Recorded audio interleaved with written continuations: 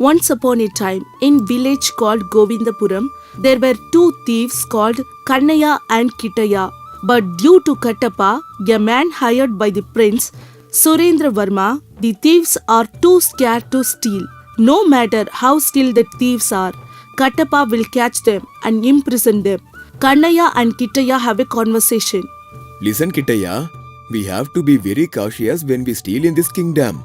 No matter how intelligently we steal, Krishnappa catches us, and the punishment that we might get is horrific. You're right, Kannaya. Fearing that thieves like us have quit stealing and they have started to looking for jobs. Yes, therefore we shall also quit stealing. What you said sounds good, but I do not know anything else other than stealing. What do we do now? We shall ask someone for a job and work. It is better to live this way than living in fear. Sure, we shall do that. But everyone who knows in this village will never give us a job. How will we survive then? In the neighboring town, there is Bosami Appalraj. He is looking for men to look after his land and cows. Let us go and ask him for a job. If it is another village, it is a good idea, as they would give us a job as they do not know about us. Let us go. They both decided to leave their job and to go to their nearby village to meet Mr. Boswami. Boswami looks at both of them and he says, "Who are you guys? I have never seen you in this village before." Sir, my name is Kannaya and this is my friend Kittaya. We come from a village nearby. We heard that you need men to tend your garden and your cows. That is why we came here. We are from a poor family. Please give us a job and help us. "I shall give you a job, but you must work really hard. But you do not seem like hardworking men." Please give us a chance and we shall prove it to you. We shall do whatever work you have for us. We wish to work hard and look after our families. Please give us work. All right. I don't want your history. Let me tell you what the job is. I have a herd of cows and I want one of you to clean the cows. Take the cows to graze the grass and stay till the evening and bring it back. This is your regular job. Understood, sir. I shall take this job. I will take good care of the cows. Okay, good. The second job is to take water from the well and water all the trees in the garden. Even if one leaf dries out, I will not be happy. Okay? Yes, sir. I shall take the job. Please trust us. All right. I shall give you meals 3 times a day and place to stay. And I shall give you 2 bags of paddy for a year. If you would like, you can start working right now. What else do we need to wait for, sir? We shall start working right now.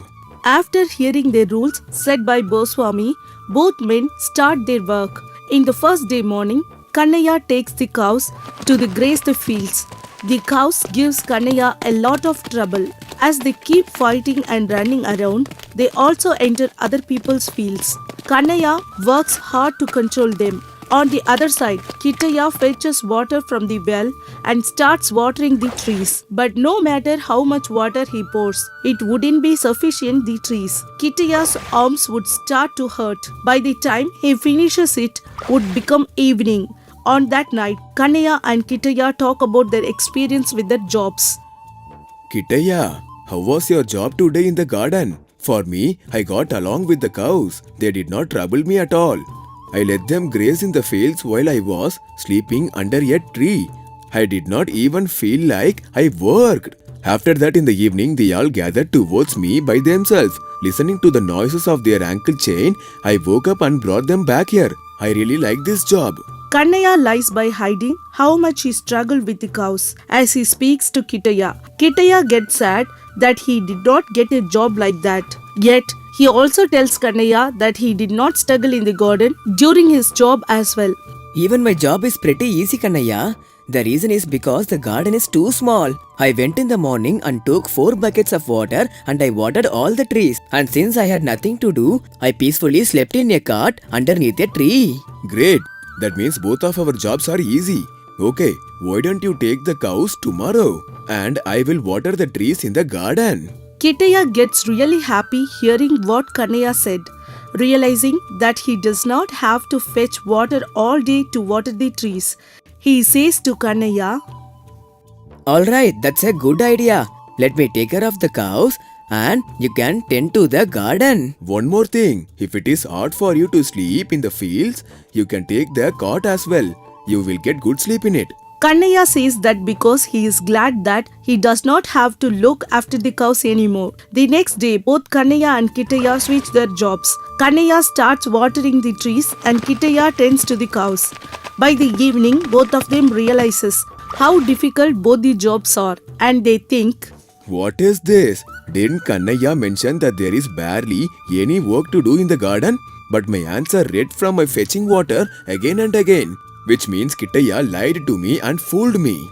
Realizing Kannaya gets angry on Kittaya. On the other side, Kittaya, who was struggling with the cows, thinks to himself, Kannaya told me that the cows did not trouble him and that I could sleep.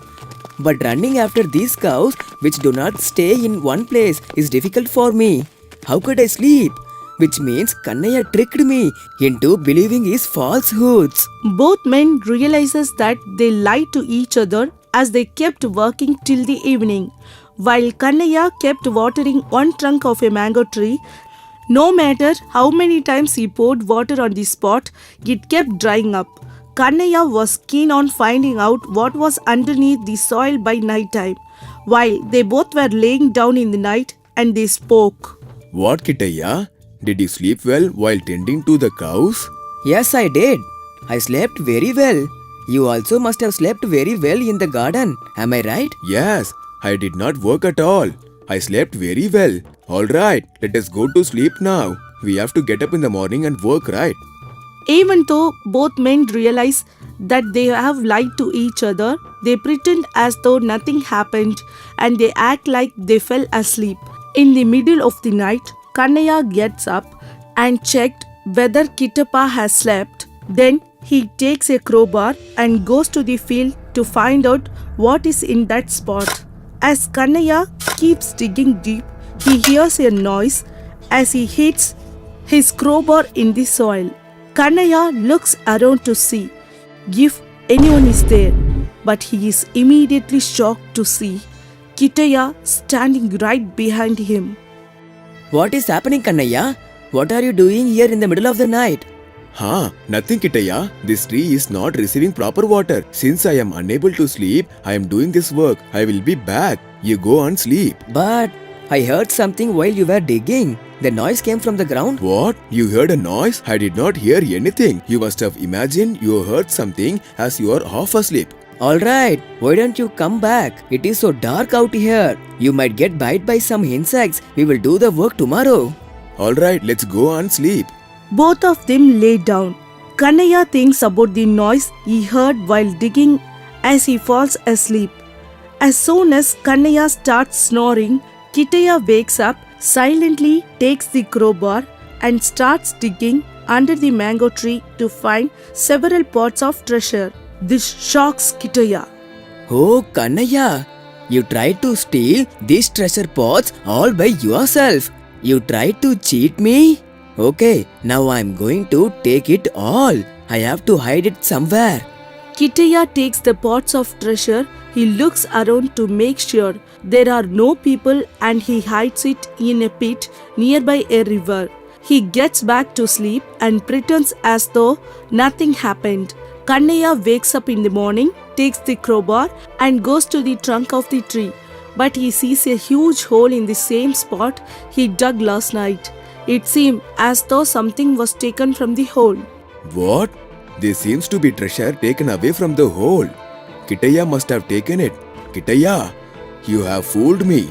You did what you did, yet you act as though nothing happened and you sleep next to me. He must have hid it somewhere. I can find if I search for it. And when Kannaya came back, he saw Kittaya's leg covered in wet sand, which made him think that he would have hid it nearby a river. Kannaya immediately goes to the nearby river. Kittaya should have hid the treasure somewhere over here. It looks like someone has walked over the pit here. That means Kittaya should have definitely buried it over here. As he thinks, Kannaya searches for the treasure in the pit and finds it. Once he finds it, he takes the treasure, carries it on his shoulder and travels to his village. After a while, Kittaya wakes up and realizes that Kannaya is not there. Where did Kannaya go this early in the morning? Oh my god, did he find out about the treasure I hid? It's not possible. Immediately, Kitaya runs to the river to find the treasure he hid last night. But the treasure is not there. Kannaya has definitely taken the treasure. Where could he have gone? Other than his village. I can catch him if I move fast. Kitaya travels towards his village to find Kannaya. From afar, he could see Kannaya walking with the treasure pots without a care in the world. After seeing this, Kitaya says, I have to take the treasure pots from him somehow. I have to get ahead of him. Kitaya gets an idea. He takes a shortcut from a field to get ahead of him. Away from Kannaya's sight, Kitaya goes ahead of him and places one slipper on the path and another slipper 100 feet away. He hides behind a bush awaiting Kannaya. Kannaya finds it difficult to carry the treasure pots as he notices a slipper in front of him. He does not pay any attention to it and he keeps moving forward. But when he sees the second slipper, which is a pair of the first slipper, Kannaya gets a thought. There is another slipper here. I think the slipper that I had seen before is the pair of same slipper. Someone has left it on the way. If I go and get back the first slipper, I can use a new pair of slippers. I don't know how, but I am so lucky today. I am getting everything for free. Kannaya takes a look around to see if anyone is there. As he places the treasure pot down, he then goes to get the first slipper. Kitaya watches this and, without making noise, takes the treasure. He walks back as fast as he could to reach his house. When Kannaya came back with the pair of slippers, they could not find the treasure pot. Oh God, my treasure pots. I left them here. Who would have taken it? This must definitely be Kitaya's job. He has been cheating me from the start. I have to do something to him today. I think he must definitely be in his house. He concluded Kitaya was the culprit. Kannaya kept scolding Kitaya as he walked back to his house. But all he could hear was cries from the house. And when he entered the house, he could see Kitaya's corpse on the ground. He was shocked and asked Kitaya's wife, What happened to Kitaya? He was with me last night. What happened to him? His wife says that Kitaya died because he was bitten by a snake. Thinking that Kitaya is pretending to be dead to get away with stealing the treasure pots, Kannaya tells his wife, Ma'am, I like Kitaya very much. We grew up together and he likes me too. In that case, Kitaya would have also said that, Kannaya, if I ever die, you should be the one to do my funeral rites. But really, I did not expect this to happen. At that time, Kitaya was acting like a dead body. He knows very well Kannaya is lying to his wife, does not move a muscle and stays still. Kannaya got confused without knowing what else to do in order to find his treasure pots. Kannaya says, And one more thing, ma'am. Kitaya also told me to get the pies ready so that I can set it up for his funeral ceremony. As soon as Kannaya said this, the fear of Kannaya burning him while he is still alive makes Kitaya stand up. Look here, Kannaya. Please forgive me. You wanted to steal all the treasure for yourself, leaving me with nothing. And that is why I fooled you as well. So now, we are even. Yes, I came here to say that as well. Why should we fight and why should we cheat each other? We have 2 treasure pots. I shall take one and you take one. Since we have left stealing, we shall use this treasure to start a business and prosper. What do you say? Why would I disagree with what you said? I'll do whatever you say. We shall do business and live happily. From that day onwards, they both stopped lying and stealing. They used the treasure to start a business and made money in a honest way. If you do like this story, please do a like and share. For more interesting videos, please subscribe our New Stories English book.